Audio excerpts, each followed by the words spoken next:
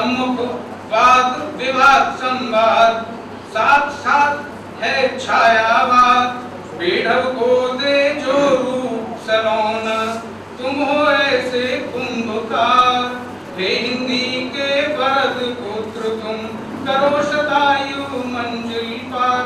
और मैं बाबू जी के गांव लौट रहा हूँ उसी संस्मरण के संदर्भ में। एक बार उसमें जिक्र भी है कि बाबू जी ने अपनी भूमि अस्पताल के लिए दान दी थी और अपने बाबा को वीतराग बताया था। उसी समय निज ऊपर अस्पताल बनाए, वीतराग बाबा से पाए, माँ से सुनी लोक गाथाएं, पाथे बनी निज व्यथा कथाएं, जियानपुर के बट वृक्ष पुरातन, छा गए हर लेखन हार, हे हिंदी के वरद पुत्र तुम, करो शतायु मंजिल पार, लेखन देना याब सफर पर, चलो निरंतर हो हजार। इसी बीच हमारे पंजाब से डॉक्टर हरिंदर कौर और डॉक्टर अनुवर्ड पधारे हैं, उनका स्वागत करते हैं। और जब उनका स्वागत कर ही रहे हैं तो पंजाब से ही पधारे हमारे नरेश कुमार दास जी को क्यों ना बुलाया जाए कविता के लिए। तो नरेश दास जी आए और कृपया अपने काव्य पाठ से हमें आनंदित करें। श्री नरेश दास जी, तालियां तो बजाते रहे, तालियां बजाते रहे।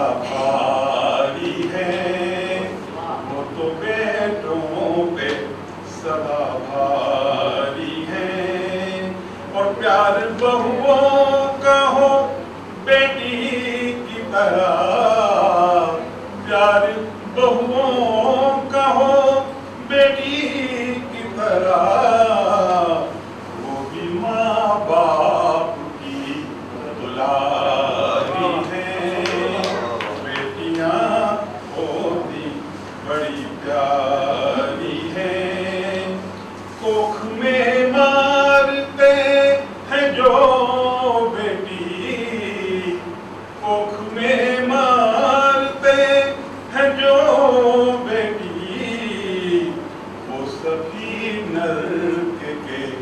अधिकारी हैं, बेटियां होती बड़ी प्यारी हैं। और जिन घरों में नहीं, जिन घरों में नहीं होती बेटी, वो धनी हो के भी क्या बात है। जिन घरों में नहीं होती बेटी, वो धनी हो के भी भिखारी है। और देश का राज बेटियों को मिले, देश का राज बेटियों को मिले, रब से ये मिन्नतें हमारी हैं, रब से ये मिन्नतें हमारी हैं। बेटियां होती सदा।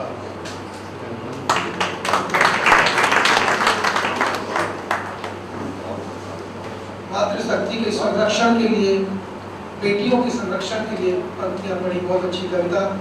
मुझे कुछ अपनी 2-3 पंक्तियां याद आती हैं मातृशक्ति के सम्मान में कि दाई तुम सर्वदा महान, कभी शांत चित धैर्यमयी, कभी दुर्गा या निष्ठावान। दादा छोटी बड़ी पंक्ति, कभी शांत चित दुर्गा, धैर्यमयी या निष्ठावान। और तुमने हमेशा ही उज्जवल कर्म किया है, प्रलय के बाद सृष्टि को पुनर्जन्म दिया है। तुमने हमेशा ही उज्जवल कर्म किया है, प्रलय के बाद सृष्टि को पुनर्जन्म दिया है। और मैंने भी तुम्हारे ही गर्भ में पांव पसारे हैं, बाद 9 माह के तुम्हारे सहयोग से जमीन पे उतारे हैं। और काश तुम प्रसव पीड़ा का वो कठिन कष्ट न उठाती, तो संपूर्ण मानव जाति कभी जमीन पर ही ना थी।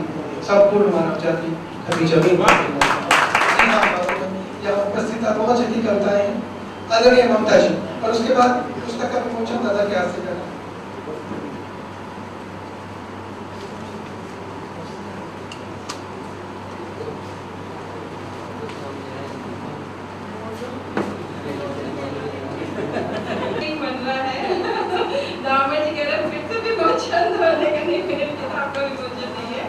दूसरी पुस्तक का विमोचन होना है। रावण जी, मैं एक बता के 2-3 शेर जल्दी से पढ़ देती हूँ।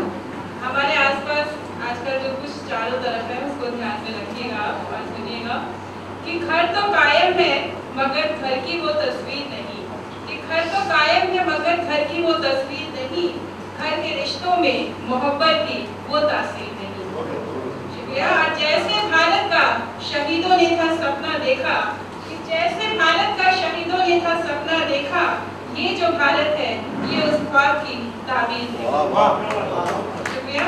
और क्या है सुनिएगा शेर कि एक रोटी को चुराने की मुकर्रर है सजा, कि एक रोटी को चुराने की मुकर्रर है सजा, मुल्क जो लूट लो उसकी कोई तासीर नहीं। एक रोटी को चुराने की मुकर्रर है सजा, मुल्क जो लूट लो उसकी कोई तासीर नहीं। और दिन ब दिन बढ़ते ही जाते हैं यहाँ पर रावण, कि दिन ब दिन बढ़ते ही जाते हैं यहाँ पर रावण, राम के हाथ में लगता है कोई तीर नहीं, राम के हाथ में लगता है कोई तीर नहीं। और अंतिम शेर पढ़ती हूँ कि कितने दिन राज करोगे जो इसे लूटोगे, कि कितने दिन राज करोगे जो इसे लूटोगे, मुल्क सबका है कोई आपकी जागीर नहीं। बेटी की बात ही गलत है, बस मैं 1-2-4 पंक्तियां और पढ़ देती हूँ। सुनिएगा कि सारी दुनिया के सवालों से बचा लूं तुमको, कि सारी दुनिया के सवालों से बचा लूं तुमको, अपने दिल के किसी कोने में छुपा लूं तुमको। और एक निर्णय भी नहीं हाथ में मेरे बेटी, कि एक निर्णय भी नहीं हाथ में मेरे बेटी, वो मेरी है मगर कैसे बचा लूं। धन्यवाद ममता जी। और अब मुझे विशिष्ट रूप से पीछे से बार-बार आदेश हो रहा है कि बाबू जी को जाना है, मुझे मालूम है, लेकिन 1 मिनट और दें, उन्हें पुस्तक की लोकार्पण करके जाना होगा। उससे पहले मैं एक वरिष्ठ साहित्यकार हिंदी के माननीय परिचय दास जी का आह्वान करूंगा कि वो बाबूजी के समान में कुछ कहना चाहते हैं। प्लीज परिचय दास जी आए। स्वागत। आप तालियां नहीं बजाएंगे? आदरणीय नामोजी और सभागार में उपस्थित हुए, सबसे पहले तो मैं नामोजी को उनके जन्मदिन की शुभकामना देता हूँ, उन्हें प्रणाम करता हूँ और यह आशा करता हूँ कि नामोजी जिस तरह से आलोचना ही नहीं बल्कि भारतीय संस्कृति के प्रथम पुरुष बने हुए लगातार हमें प्रेरित करते हैं। मित्रों, बहुत लंबा बोलने का समय नहीं, संक्षेप में 1-1.5 मिनट आपसे बात करूंगा। समकालीन हिंदी समालोचना की भाषा में अगर किसी ने तेजस्विता पूर्ण लालित्य पैदा किया तो वो नामवर सिंह जी। नामवर सिंह ने पूरी आलोचना की भाषा सृष्टि को ही नहीं बल्कि सांस्कृतिक विमर्श की संस्कृति को बदल दिया। यह अचानक संभव नहीं हुआ। नामवर जी का जीवन जिस तरह से संघर्ष में रहा, तमाम विश्वविद्यालयों से उन्हें स्थगित किया गया, जिस तरह से वो जूझे, शायद उसी जूझने की औकात ने उन्हें भारतीय आलोचना का एक शीर्ष पुरुष बना दिया। इससे यह बात प्रमाणित होती है और हम सबको बल देती है कि संस्कृति में प्रतिरोध और प्रतिपक्ष कितना महत्वपूर्ण है और रचना की भाषा में अगर आप एक ऐसा रचाव रखते हैं जिसमें प्रतिपक्ष है तो आप कभी पीछे मुड़ के नहीं देख सकते। समकालीनता को जो गति नामवर सिंह ने दी है, विशेष तौर से कविता की समीक्षा के साथ साथ कथा भाषा में परिवर्तन कर दी। शायद यह पहली बार संभव हुआ कि लोग कथा का मूल्यांकन कविता के टूल से यानी कविता के उपकरणों से करते हैं, लेकिन नामवर जी ने कथा का मूल्यांकन कथा के नए टूल्स बना करके किया। यह उनका बहुत बड़ा योगदान है। आप नामवर जी के आलोचना निबंधों की शीर्षक देखिए, आपको लगेगा कि आप कोई रचनात्मक गद्य पढ़ रहे हैं। जो एक शुष्कता होती थी, एक गहरा गद्य का गदा होता था, वो हमारे ऊपर जो पड़ता था, नामवर जी ने उसको हटा के एक रचनाशील मन दिया समकालीन भारत में। खास तौर से मैं हिंदी की बात नहीं कह रहा हूँ, संपूर्ण आलोचना, भारतीय आलोचना शास्त्र। अगर भारत का कभी भी आलोचना शास्त्र लिखा जाएगा और उसमें नए मूल्य स्थापित करने की बात आएगी तो उसमें श्री नामवर सिंह जी आते हैं। इसमें कोई शक नहीं कि नामवर जी के 3-4 बड़े योगदान हैं। संक्षेप की अंतिम बात कहने जा रहा हूँ। नामवर जी ने शिक्षा के क्षेत्र में वो जवाहरलाल नेहरू विश्वविद्यालय और काशी हिंदू विश्वविद्यालय और सागर तथा अन्य जगहों पर भी जहां वो रहे, मुंशी विद्यापीठ, सभी जगहों पर उन्होंने शिक्षा का एक नया प्रतिमान गढ़ा। नामवर जी ने जब पाठ्यक्रम बनाए तो पाठ्यक्रमों का नया इतिहास बनाया। अभी तक क्या होता था कि जब भी किसी विश्वविद्यालय के पाठ्यक्रम बना करते थे या बना करते हैं तो उनमें इस तरह की जड़वादिता होती है कि नए को लाना और पुराने को तोड़ना संभव लगभग नहीं होता, और पुराने को तोड़ना ही पर्याप्त नहीं है बल्कि पुराने का समंजन करना और नए में भी जो बेहतर हो उसको लाना, ये नामवर जी से हमें सीखना चाहिए। दूसरी बात कि नामवर जी ने आलोचना पत्रिका के माध्यम से जो कीर्तिमान स्थापित किया वो साहित्य में योगदान का विषय है। नामवर जी ने खुद मनुष्यता का उदाहरण प्रस्तुत किया, उन्होंने बेहतर अध्यापक नियुक्त किए। आज बहुत कम जगहें हैं जहाँ पर अच्छे अध्यापक नियुक्त हैं, लेकिन नामवर जी ने जो बेहतर अध्यापक नियुक्त करने की परंपरा डाली वह उनके लिए और हम सब के लिए एक बहुत ही सम्मान का विषय है। तो इन्हीं शब्दों के साथ कि नामवर हमारे लिए प्रेरणा पुरुष है, साहित्य पुरुष है और समग्र रूप से सांस्कृतिक पुरुष है, मैं उनका अभिनंदन करता हूँ और मैं चाहता हूँ कि वो हम सबको प्रेरित करते हुए और भी अच्छा लिखें और भी बेहतर लिखते रहें, और जो उन्होंने वाचिक परंपरा शुरू की है जो लिखित से कम नहीं है बल्कि हमारे वेदों से लेकर आज तक लगातार चली आ रही है, उसमें उनका निरंतर बना रहे। सबको मैं प्रणाम करता हूँ और आप सबको धन्यवाद देता हूँ। धन्यवाद आदरणीय परिचय दास जी। परिचय दास जी ने हमारे माननीय हिंदी के शिखर पुरुष श्री नामवर जी का परिचय कराया एक तरह से। यद्यपि वो परिचय बहुत कुछ हम पहले से परिचित हैं, लेकिन उनके जो भाव सुमन, शब्द सुमन हमें सुनने को मिले। और अब इसी कड़ी में मैं डॉक्टर नामवर सिंह साहब से निवेदन करूंगा कि वो चंद्रमणि ब्रह्मदत्त जी की पुस्तक का वहीं खड़े होकर लोकार्पण करेंगे सभी लोग। दो किताबें उनकी, एक तो परिवर्तन और दूसरी पगडंडी, दोनों कविता संग्रह, काव्य संग्रह।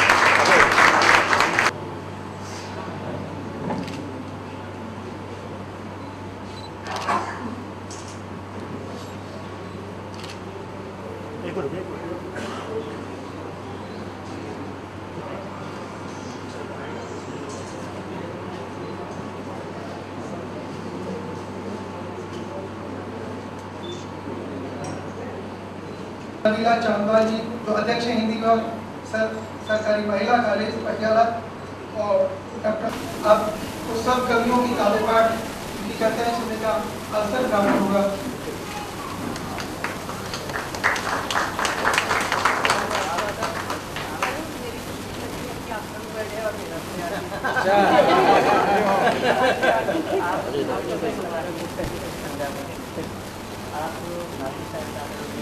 और हमारी हरविंदर कौर जी नारायणी साहित्य अकादमी की पंजाबी इकाई की अध्यक्ष हैं और अनुगौड़ उस इकाई की सचिव है नारायणी साहित्य अकादमी की, जिस अकादमी के आप संरक्षक